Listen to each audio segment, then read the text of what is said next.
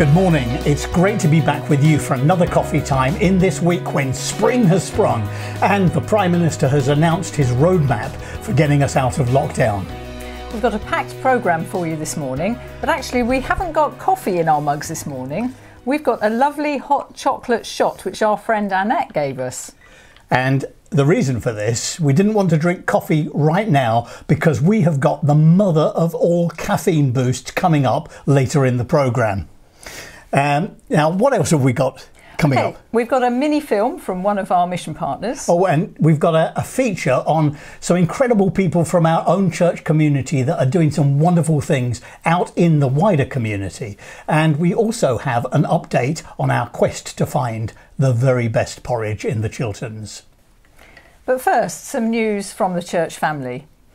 We have quite a few special birthdays to celebrate again this week. Martin Paxton was 60 and celebrated with the choir during their weekly Zoom and with a lovely cake baked by Marjorie Brown and delivered to his doorstep. So happy birthday, Martin. Happy birthday also to Colin Osbald-Eston, whose birthday was on the 21st of February, and an advance greeting to Jill Pierce, who will be 70 on the 8th of March. And happy birthday to Paul, who will be next Tuesday. I had an update from Hazel Warren the other day. She's making really good progress, good recovery from the mild COVID symptoms that she suffered, and she's gradually increasing in mobility now after her hip surgery. And she's beginning to walk around with crutches outside, so she's doing really well. Also, some of you may know Nick Chalmers from our 9 o'clock congregation. Well, Nick has asked for a prayer for his mum, Margaret, as she undergoes further treatment for a returning illness. So please do remember her in your prayers. Now, we've also got a sad farewell to make in the next few days. Two wonderful people, members of our congregation I've known since I first came to St. Mary's, and I've always known them as people that exhibit in their lives the fruit of the Holy Spirit. Talking about Ray and Margaret Gill, who are moving away very soon to be nearer to members of their family. Yes, they were actually married in St. Mary's in 1961, I believe, 60 years ago. So it is going to be a massive wrench for them to move away. Yeah, I mean, there's two things here. First of all, to Ray and Margaret, if you're watching, we really want to send you our love. We do love you and we're going to miss you terribly, but we wish you God's richest blessing where you're going down there near Bournemouth. We pray that you're about to enter a golden period of your lives. And so, you know, you go with our love. But also, second thing is for our church community. We know that Ray and Margaret do want to stay in touch with us. They don't know a whole lot of people down there, family members, but not a lot of others. And so they really want to keep in touch with their roots, with the people that they've known and grown with and love here in Chesham. So let us keep in touch with them. I think we're going to get some contact details from them soon, so we'll be able to do that. They really want to keep in touch with them, and I think actually we have every reason to want to keep in touch with them. Oh, before we go any further, a little dicky bird has told me that there's actually another birthday we need to mention. We've had a 60th and a 70th, and now there's an 80th. I have just heard that Mo Ingram Wicks is going to be 80 on Wednesday the 10th of March. So very happy birthday, Mo.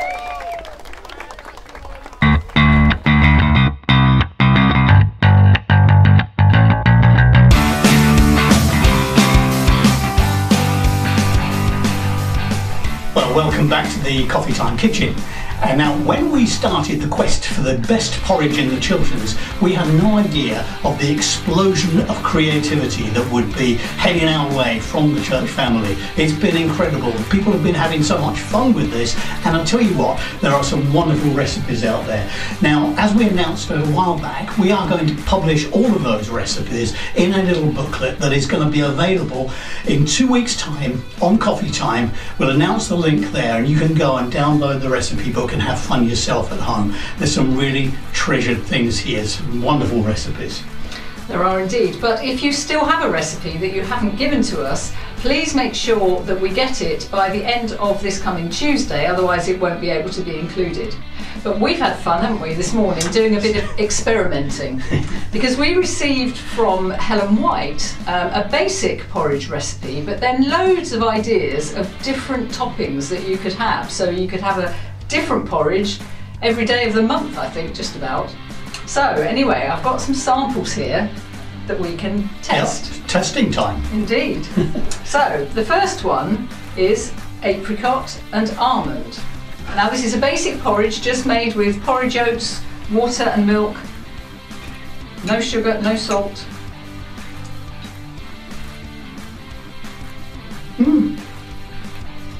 I'll tell you what, Helen, that is pretty good. Yeah. I was wondering, because this porridge is a bit like, the base porridge is a little bit like Marjorie's porridge. You remember she told us way back when we started that proper Scottish porridge only has oats and milk, oats and water, no milk, no other things. This is a fairly basic porridge, but I tell you what, the sweetness comes from the apricot. It's really delicious. Indeed. Well done. Now, for a bit of a twist, these are a bit wacky, but then Helen is a creative person. She called them wacky. She has tried porridge with mushrooms and cheese, but then she gave us some other ideas which she hasn't tried yet, but we have. Guinea pigs. Yeah. The first one. The first time on television that these are going to be tested. Bacon with porridge. This combines your sort of, porridge recipe with your full English as well. But if you want to try black pudding, I'm sure that will work as well. Let's taste it and have a look. I'm a little bit sceptical about this, but here we are.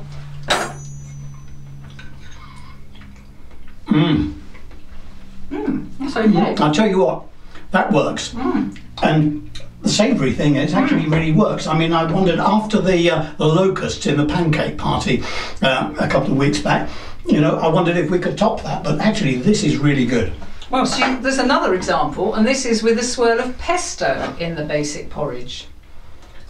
Okay. So I suppose that would be for Carl and Fausta, wouldn't it really? A sort of an Italian twist. Yeah, definitely. Yeah. Yeah, that's okay too. Mm.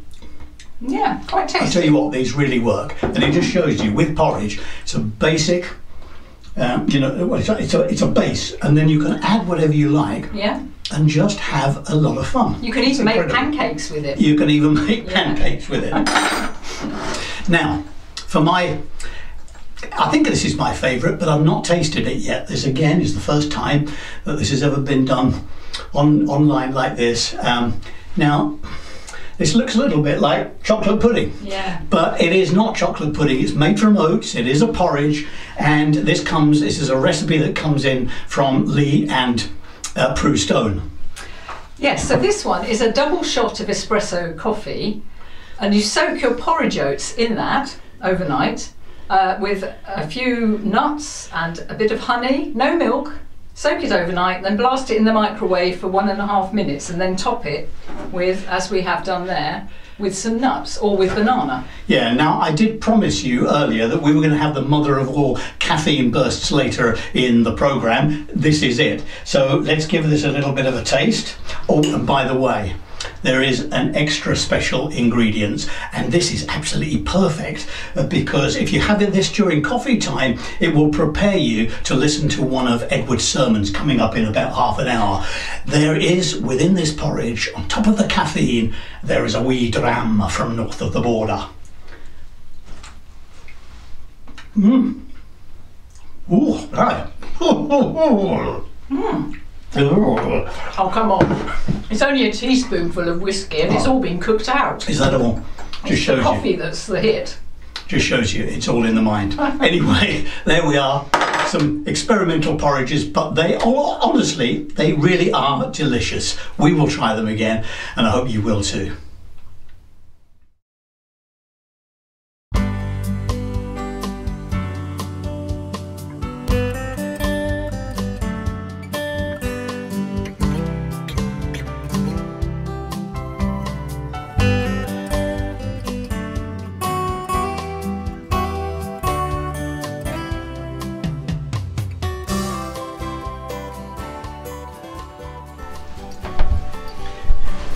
Now, we just have one item for you in our mission focus this week, and it's a short video made by Nigel Harris, who is the CEO of Tearfund, our long-term mission partner.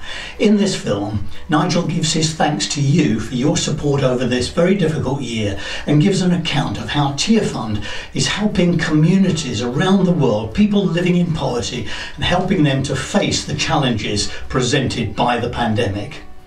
Be inspired by this short video. I'm Nigel Harris and I'm Tearfund's Chief Executive. And this is just a great opportunity for me to say a huge thank you to you all. Thank you for your continued and most generous support of Tearfund's work around the world. 2020 has been an extraordinary year. All of us, one way or the other, have been affected by COVID-19. And I'm very aware that some of you will have lost loved ones. Others will have been affected directly, health-wise. Others will have been affected economically or other ways during the period of lockdown. Please be assured that you are very much in our thoughts and in our prayers at this time. For Tearfund too, this has been an extraordinary year as we respond globally in all of the countries in which we work to the effect of COVID-19. Of course, the virus itself is having devastating effect. There is very little intensive care provision in many of the poorest countries in which Tearfund works. At the same time, in situations such as refugee camps or urban slums, it is virtually impossible to practice social distancing, very difficult to access water or hygiene products for hand washing. And of course, economically, for so many of the poorest communities that Tearfund supports, many people have been unable to work in lockdown. You can't feed your family. And we are hearing this story time and time again, that we will starve, we will die of hunger before we die of the virus. But there is too good news in all of this. With your support and with your help, Tearfund has been able to respond around the world to the devastating effects of COVID-19. Working through our partners and through local churches, we've been able to provide public health messaging to advise communities how best to respond, to practice social distancing, to practice hand washing in these difficult situations. And in more than 30 countries, we've been able to begin projects providing food, providing hygiene products, soap, to provide water, PPE, to allow communities to protect themselves against the effects of the virus. In Rwanda, for example, our country director and church leaders have been on national radio as trusted voices to be able to spread messages around public health. And in Colombia, we are supporting partners there to support local churches, working with Venezuelan migrants and refugees who have come across the border, escaping the crisis of Venezuela and settled in Colombian cities. And of course, in the lockdown, they've not been able to work and they've been unable to feed their families. And we've seen the church respond to that, providing food, providing soap, providing hygiene products. Churches have opened their buildings to store supplies that can be provided to these communities. And of course, they've been able to build relationships with families. We've been able to see the kingdom of God come in those Colombian cities among the most needy. So thank you again for your generosity. And if I may ask you to pray, to thank God for the way that we are seeing the church respond around the world, to pray for protection and safety for churches and from our partners as they support communities. And of course, to pray for the poorest people, that they will not be pushed further into poverty by the effects of the virus. Thank you for your generosity. Thank you for your prayers. Thank you for your support. And may God bless you at this time.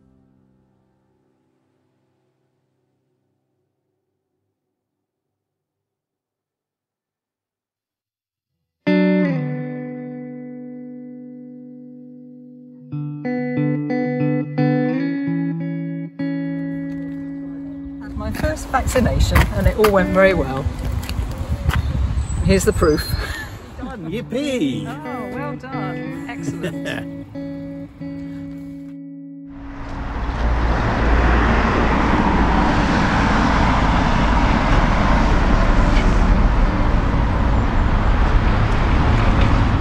Well, we're here at the Chesham Medical Centre in Chesham, where Paul has just had his first coronavirus vaccine, And lo and behold, who should be here to check him in but our very own Sarah Howe. Hello, Sarah. Hello. So you're volunteering here? Yes. Yeah. What made you step up to help with this? Well, as far as I'm aware, the volunteers at this centre are being run by the Rotary, and my dad's a Rotarian. Information came through to him. He couldn't do it, so I thought, well, I'm around, I have the time at the weekends, I will quite happily do it and use my weekend up. And what sort of things are you having to do? What are your duties while you're here? Basically, it's admin. So, so they're checked in when you first enter, and then when they come in, somebody else, me, will check their name again, double check them, and then you seat them in a correct chair, and then you give them paperwork just to complete. So you double check all the time it's the right person, give them paperwork to complete, and then just when the next person's due in, you make sure they go to the correct pharmacist. You then have to sanitise everything, so you have to sanitise the chairs, the clipboards, the pens. So you basically, it's just doing that in a little circuit. So it's quite a process. Yeah, that you have to have it in your, which one's gone in. Yeah. And what sort of reactions are you getting from people as you're checking them? They are all very pleased and glad. I haven't had any negative reactions from anybody. Lovely. Some people haven't been out. This is nearly their first outing in a year. Some of them are just, they're just so pleased to be getting their vaccine. I haven't had any negative reactions from anybody. Which makes it a nice experience. Yes, to be honest, it's 4 or 5 hours on your feet, but actually it's really lovely. Excellent. Yeah. I mean, like me, you may have seen posts on social media that are saying, oh, the vaccination isn't safe, it's going to put a chip in you to track your movements, or it contains fetal matter or animal matter, or that it's going to change your DNA or something. What would you say to people that are reluctant to have the vaccine? Well, obviously I say to them I'm not clinical, and I'm not, don't come from that background. Personally, I would say to them, obviously it's personal choice. They're here because they want to, so obviously they've decided to. But I think, we have to trust the scientists. They've done the work. You'd have to trust that they're not going to put out anything. I know it's gone through quickly, but I think they've worked hard and put in all the hours that God has sent. And I think, you have to trust at some point. You've got to give in to that and say, yes, no, that's absolutely fine. Yeah. Well, I think, again, it's a bit of a gift from God, really, isn't it, to get us out of this pandemic. But thank you from us, from all the people at St. Mary's, for your part in what seems to be a most efficient and quite amazing system. It runs very smoothly. For getting everybody vaccinated. Thank you so much. You're welcome. Thank you. Thank you.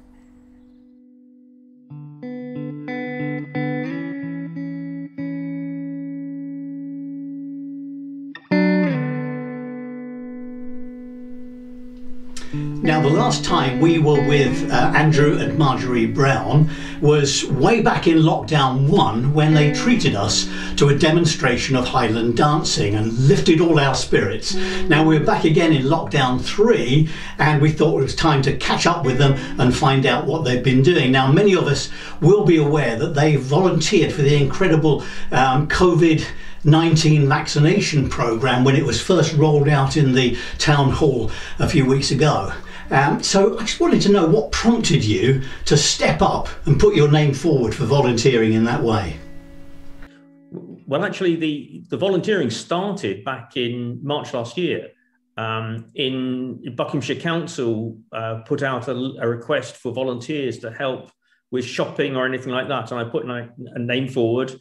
I didn't get called for anything until about August, and we actually got called and asked to help at a mental health charity in Wendover called Lindengate, which is a big outdoor therapeutic garden. Thank you. And so we actually have been helping there on maintenance work since then. And then at the end of December, the last week of December, we got a call to say there was a vaccination program starting in Chesham. They were looking for marshals. Would we do it? We said yes. So what made us do it? It really just wanting to find ways of helping people. We're both retired and got time on our hands, so could do things, and were willing to volunteer and help the community generally, just to do things because we knew there would be challenges in this COVID situation. What I suppose has been interesting, we've done the vaccination centre a few times now, but discovered that actually there have been so many people volunteering to help with vaccinations that actually in the last few weeks, our services have not been needed because there's been too many people. I think they've been trying to share it around others. Wow, that's really, really good that there have been so many people offering. So has your role changed once again then? I think we heard that you were now involved with phoning people in the community who are lonely. Is that right? How's that working out? That's part of the NHS Good Sam project. Is that Good Sam as in Good Samaritan? I presume it's as in Good Samaritan, but it's always referred to as Good Sam. And Andrew does more of that than I do. Yeah, so again, this was a thing organised through an organisation called NHS Responders. And so it's phoning people. So I get an alert on my phone to say that somebody wants a call, is lonely, and would like a chat. If it's convenient, I can phone them up and have a conversation with them. Some interesting cases. One lady was really worried about her sister, who she'd fallen out with many years ago. And it sounded like she was worried that she wouldn't speak to her before she died, we talked about ways she might be able to try and establish contact. So I've had a number of those that I've been doing. So that's one thing. But Marjorie's done something different. Yeah, I'm in the process of being trained as an actual vaccinator. Oh, wow. Right. So I've now got to the stage, I've done all the online training. So there's, I don't know, must be about, I would think, a dozen or 15 modules to do online, some of it around basic information governance and fire drills and those kind of things. And then when you get through those basics, you move on, and there's a number created by the NHS around, how to vaccinate, what's the difference between the Pfizer and the AstraZeneca, how does that one have to be stored, what's the dilution rates for the other one, trying to cover all the likely questions that somebody might ask you as you approach them with a needle. I go then, I have to do it one day face-to-face classroom training, and that is the 14th of March, I think. And after that, assuming I pass, I'll be let loose on actual people. Wow. So that would be an interesting experience for all. So when we go back for our second vaccination, we might have you standing before us with the needle. If you're very fortunate, it could be me. We would count it a great honour. Now, look, we know that, I think the whole church knows that you are deeply involved in lots of things in the community, Chiltern Hills Academy and lots of other things. Now, after the release a few days ago of the Prime Minister's roadmap to freeing us all up from lockdown and the other restrictions, all the indications seem to be that by the summer, we will be able to associate with one another, see our friends and family and our community with much greater freedom. Now, here's the question. It's been a really difficult year, but as we come out of this, do you see opportunities for the people at St. Mary's, the St. Mary's family, to sort of reach out and connect with our community even more meaningfully in the future, in the sort of post-COVID era? Yeah, I mean, we can all go back. So many of us were doing things before, and many of those things will recommence and we can go back to them. But I think one big area of challenge is going to be children going back into school. And I think primary schools especially are going to value people who can just spend half an hour or an hour every once a week just helping children catch up on their reading, those basic skills that they have missed out on for the best part of a year.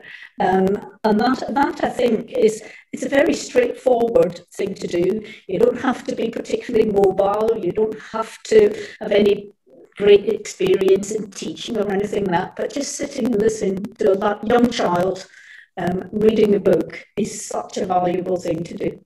Mm. And the thought for me was, this summer, I think, some families are probably going to have challenges getting away on a holiday or anything like that. So I think, and it's something maybe the church could consider, but trying to organise some sort of social groups or activity camps or those sorts of things where young children can be together and have some fun.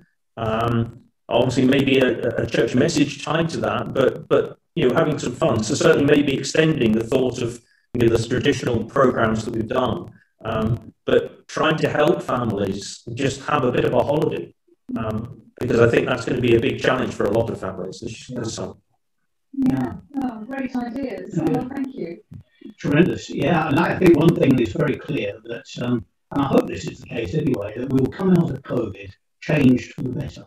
I think that's everybody's hope. It's been so negative, but actually there have been learning opportunities. Yeah. So thank you for this time, and thank you for inspiring us yet again with all that you're doing. I remember, Marjorie, early on in lockdown one, you started making some PPE, didn't you, when there was that real crisis? Oh yes, for the first few months when there was a desperate need, I was making face masks and headbands and sets of scrubs and all those kind of things. That's pretty much finished now. Most places have got what they need. There's the odd call comes in for a set of scrubs or something, but on the whole, the PPE supplies are coping with the demand now. Yeah. That's great. You've been helping right the way across the whole time in different ways, so thank you. Yeah, and we're still doing the mental health charity in Wendover, which does have a rest and reflect time. So if you look on the Linden Gate website, it is open at times if people want a space to go and just rest in a nice, peaceful, calm environment. I'm sure that is so important. I mean, we look at the church prayer garden. That is so well used. It's incredible. Right the way through the winter, people have been going there. You can see their little footprints around the prayer spiral in the middle. It's a very popular space. We whenever we go there, there are people sitting on the benches or just going there to enjoy that tranquility. So I'm sure it's the same in Wendover. We all need that little bit of space. Yeah. Anyway, it's been great to catch up with you, and on behalf of the church and the wider community, a big thank you to you and indeed to all that are trying to do their level best to make the world a better place. Thank you. Yeah. It's been great to see how some members of the St. Mary's Church family are serving in the community. Yeah, and I was thinking that in the last few days we've had some really good news. This long tunnel that we've been passing through, this dark tunnel, there does appear to be a light at the end of it, and that in a few weeks' time we should be able to go about our business much more normally, with much more freedom. And so I think the big question that we all have to ask is, what opportunities does this new unlocked life give us to share Christ with our community, to serve our community, to be the embodiment of good news to our community?